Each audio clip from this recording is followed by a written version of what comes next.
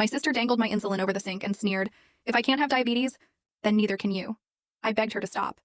You know, some people have sibling rivalries. But I lived through something far darker. A calculated, chilling betrayal that nearly cost me my life, all because my sister was jealous of my type 1 diabetes.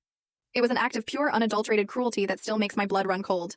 My older sister Jade was 5 years my senior, and from the moment I was diagnosed, she treated my diabetes like a personal insult, a spotlight stolen from her. She'd hide my glucose meter right before meals, knowing how critical it was to check my sugars. My emergency juice boxes, meant to save me from a dangerous low, would vanish into thin air, and she'd constantly whisper to our parents that I was just using my condition for attention. When I was just 10 years old, she actually threw away my insulin before a family trip. Can you even imagine? I ended up in the ICU. Still, she continued to spread rumors at school, telling everyone I was faking it for special treatment. My parents, bless their hearts, just told me to be patient, that she was just jealous of the medical attention. They had absolutely no idea how dangerous her jealousy would become. Then when Jade turned 18, she dropped a bombshell at dinner. She started complaining about feeling dizzy and shaky between meals.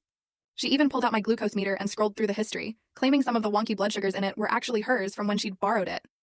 My mom, instantly worried, booked her an endocrinologist appointment that same day. And Jade?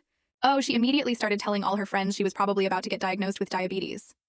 The blood test came back, perfect levels. But Jade, of course, insisted they'd missed her reactive hypoglycemia. Within a week, she was demanding the exact same meal schedule and accommodations I had, timing her fake symptoms to match my real insulin schedule. Every single week brought new dramatic lows for Jade. Never mind the inconvenient truth that to get dangerously low blood sugars, you actually have to be injecting insulin, which Jade absolutely was not. Logic didn't apply here. She'd collapse in stores, shaking uncontrollably, demanding juice, sending bystanders into a panic. She studied my real symptoms, perfecting them.